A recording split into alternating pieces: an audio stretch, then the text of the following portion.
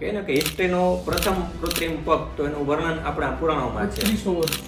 Yes. સૌપ્રથમ અમને simple ભાષામાં સમજાવો કે આ પ્રોસ્થેટિક્સ અને ઓર્થોટિક્સ છે શું? જ્યારે પણ કોઈ વ્યક્તિ પોતાનું અંગ ગુમાવે, તમારા નામે બે પેટન્ટ પણ રજીસ્ટર છે, તો એ શું છે એ જણાવો. મોમેન્ટ્સ આપી શકે એ પ્રકારની કૃત્રિમ આંગળી વિકસાવેલી છે. તો એની સારવાર માટેની એક કસ્ટમ ઇયર ક્લિપ બનાવતા હોઈએ છીએ, તો એ કિલો પ્રેસ ડિવાઇસ રજીસ્ટર કરાવેલી છે. તો સૌથી વધારે એમ્પ્યુટેશનનું રીઝન શું? પરંતુ કે અત્યારે સૌથી વધુ એમ્પ્યુટેશનનું રીઝન હોય તો એ છે આપણે જોયું હોય છે કે પેરા ઓલિમ્પિક્સમાં જે બ્લેડ રનર હોય છે એ દોડતા હોય છે, તો એ શું છે? હવે જેને સ્પેશિયલી રનિંગ કરવું છે તો એના માટે તો તમે કઈ રીતે નક્કી કરો કે કયા પેશન્ટને કયો કૃત્રિમ પગ આપવો? આ બધી બાબતોને ધ્યાનમાં રાખીને અમે એમને બેસ્ટ પ્રોસ્થેટિક લેગ અથવા તો કૃત્રિમ હાથ સજેસ્ટ કરતા હોઈએ છીએ. સો જોવા જઈએ તો એમ્પ્યુટેશન પછી તમારો રોલ સ્ટાર્ટ થાય. મોટા ભાગમાં એવું નથી હોતું. ફિમેલમાં મોસ્ટ કોમનલી લીડ થઈ જાય.